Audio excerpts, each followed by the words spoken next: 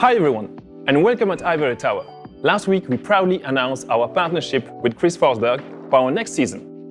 Time has come to share with you more details about this amazing partnership. Chris, Olivier, can you introduce yourself to the people who don't know you yet? Yeah, sure. My name is Chris Forsberg. I'm a 3-time drifting world champion, and I've been building cars for over 20 years now, and just overall, video game enthusiast, and just happy to be here. Hello, and I'm Olivier Guédon. I'm producer on the crew too, and very happy to have Chris with us on board with us for the season. Cool. So to start, how did your collaboration with Ubisoft go? So Ubisoft reached out and basically expressed to us that they have a new season coming out and wanted to get some more implementation with maybe some real life cars. And so we have multiple different cars in our factory back in the US. And so we have a rallycross car, we have classic cars, and of course we have our race cars. Cool. So you already started talking about it. So what can you share about your background as a Formula Drift driver? So I've been driving in Formula Drift since day one. I'm one of 2 drivers now that has done every single event that Formula Drift has offered, and we have the most podium finishes. I'm tied with the most championships, and we have a overall head-to-head battle win record as well. So just basically been doing it for quite some time, I guess. Yeah, that's Cool. So you're not only a driver, you also have your own team. What does it mean exactly? So my team, Forsberg Racing, we have not only myself as a driver and owner, we expanded it very recently to have a road racing program with Brian Highcotter, who is, he has a very interesting story going from video games to racing in real life. Really? Yeah. And so he drove the Nissan GT3 GTR for quite some time with Nissan, and we got together because I started to do some online sim racing 2 years ago or so, when all the racing kind of slowed down for a little bit. And so we got linked up, and we actually built him a Nissan 370Z to compete in the Grid Life Touring Cup Championship. And what's interesting also with what we're trying to achieve with this season is the fact that we're trying also to use your team and see actually what you can bring to our player, like a little bit of mentoring or helping to give them some advices and trying to help them. Yeah, absolutely. And so another part of our program, just like you mentioned with the mentoring, we have a driver, Alex Jager, who is in the pro spec class of Formula Drift. So it's one tier below what we do, and they have a little more restriction on the build of the car. But we helped him out with partnerships and some advice and how to set up the car, and even getting the proper mechanics on his team to not only build the right car for him, but also to help him at the track. And then we kind of spot for each other at times, helping out with setups, things like that. So that's a little bit of real life, like you say, coming into the game and trying to push people forward. Yeah, that's cool then. You already started talking about some of the achievements of your team, but you also mentioned several people. So for people who don't know everything about those achievements, can you shed more light on that?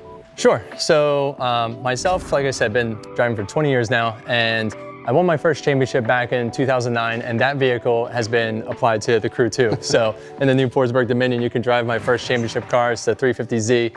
And it's a really cool car, so that one to see forever embedded in the game is awesome. And then the 370Z being the car that we won our next 2 championships with, also being included in the game. And is there a big difference between your real life driving and the version that we did on our own? I mean, we get a little wild in the car, but yeah, it's of course, we put the right power into the car for the game, and so you get a lot of, the tires are very easy to spin because our car in real life makes about 1,300 horsepower, and that's a lot. So it burns them down. Okay, cool. Talking about your team again, what are the best memories that you have, achievements, or with personal memories with the team? Yeah, so there's a lot of different moments in my racing career that I could say are like most memorable or my favorite. Of course, first championship being monumental one. I was the first driver to win a Formula Drift championship that didn't come from another series of racing. The previous drivers all had either rally racing or road racing experience, and so I was a self-taught drifter. So like the first grassroots drifter to grow into the professional motorsport and win a championship. Nice. So that one was pretty monumental. And the other one that really sticks out is in 2014. We were basically we had like the championship in our hands the year before, and it was a crazy mix-up of events in the final race, and so we ended up finishing second. We thought we had it covered, and cars are breaking, and it was just a whole mess. And so we basically came into 2014 just like with like a bit of a chip on our shoulder, like all guns blazing, and we won the first event, Long Beach, and we actually held the points lead all the way through to the final round. And there's only been one other driver that had achieved that at the time, and that was 10 years before the very first season of FD. So that was a pretty monumental year for us. And the different types of vehicles on the same track, is it something that also you can experience? Like you can drift on the specific circuit, and then you can actually use your other categories of car on the same circuit? Okay. Oh yeah, so especially at some of the events that we go to, there'll be road racing happening at one point in time during the day, and then we'll be drifting on another. And so same thing, like, we're going out after the road race guys kind of go up, and sometimes they'll like kind of pick up the rubber that we put down on the track. So certain racing lines will be a little slicker and a little more grippy in certain areas based on the cars that just went over the track. So once again, like having to be able to adapt to the track. So the competition is always changing, actually. Yeah. And that question actually brings me to another one. Can you give more detail about how many vehicles and what vehicles you use to compete? We primarily use one car. We use the Nissan 370Z for the past 11 years. We are actually the first team to receive the new Nissan Z outside of Nissan in the world, and the first team to enter it into a motorsports event. Okay. So yeah, we got the car and we only had 6 weeks to build it, and which is a incredibly tight timeline. Normally it takes us about 3 months, but we had a lot of guys on the car, and a lot of just different aspects. There was people working on it that were out of state, basically working remote, building parts, designing parts on the computer and sending them in. So we had about 2,500, almost 3,000 man hours into it in that short amount of time. That's great. And that's bringing me to another question regarding the customization. So I guess this is the preparation, but when it comes to customization, how far can you go and how far can you push it for every type of vehicle? So it all depends, because on the Formula Drift circuit in our professional racing series, we're only allowed to do certain things to the car. Okay. And so between the shock towers, you're really not allowed to modify the chassis. So we lop the front and the back end off, and we make those replaceable as there's contact, and we're sliding up against the walls, things like that.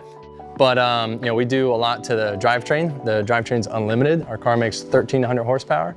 So, and that's basically to help be able to spin the tires when you're going 100 plus miles an hour. So, if you imagine, well, I shouldn't say going 100 miles an hour down the road. Going 100 miles an hour on a racetrack, yes, of course.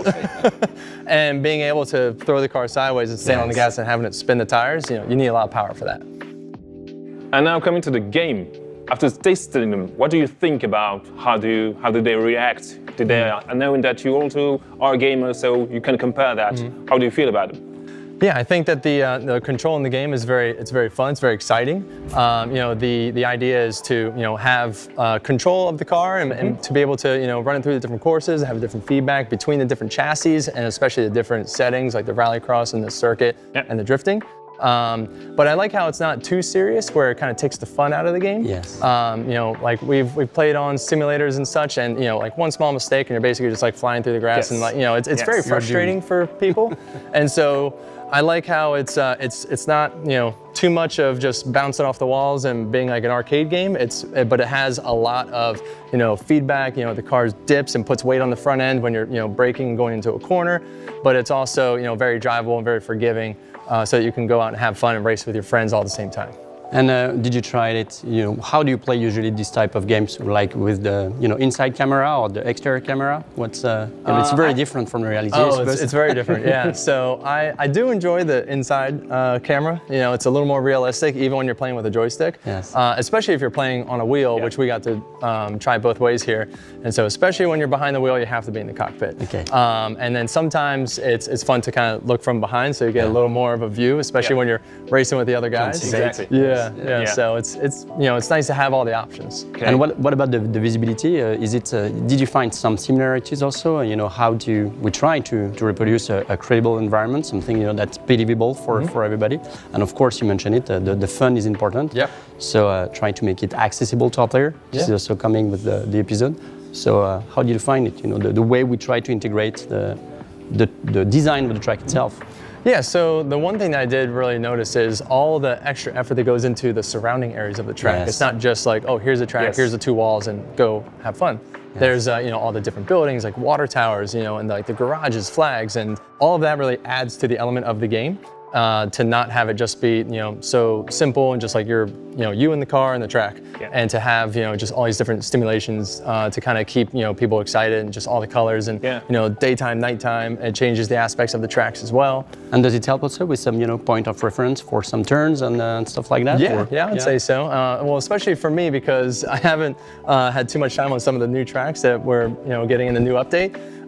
But seeing all the markers that they have really help with the learning the courses. And then of course after that, when you start to learn the courses even more, you can start to use markers so that you know exactly when you have to brake, so you can actually get that pass and win the race. That's great. I know that we're talking about the game. Do you have a favorite Ubisoft game?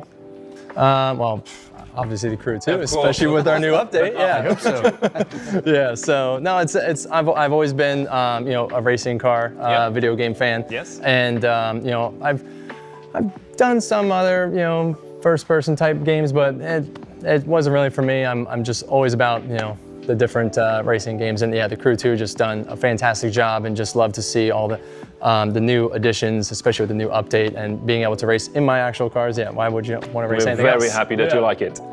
So, Chris, one last question. What are you the most excited for the place to discover? Let's see. I guess I would say I'm most excited to drive my 370Z in the game. Yeah. Basically because it just makes an absolute ridiculous amount of horsepower, right? Probably the most in the game, maybe. But yeah, like we got to do a little bit of testing with it as the guys are starting to develop it and get it ready to go in the game. And yeah, just being able to just like snap that thing sideways and rip through the courses. I haven't played on all the new courses yet, so I'm sure that there will be a favorite. So the Vegas one does look really exciting, especially with all the neon, all the lighting, and like having the casino there and all that. So I think the Vegas track will probably be my favorite, and of course, ripping the big power car, the 370Z. Get ready to see a lot of videos from the players. Yeah, it's going to be awesome. They're going to reproduce all the things that you did. So as long as you manage to give all the small details and the good insight for a team, that's good for us to try to do the best with integrating your cars within the game. Yeah, no, they've all been fantastic. We've been sending over just a ton of different reference pics and seeing all the little details, all the knobs that we basically spent the time to mount in the car back at the shop, and to have it recreated and see like oh, I remember doing that and even like our handbrake, the handbrake in the car is a custom design of ours. That we actually sell. It's one of our products, and to see that like recreated in the game is just like a really cool feature as well. That's cool. Yeah. Thank you very much for everything, and we'll see you soon in the game while I'm in the cars. Thank you, Chris. Thank you.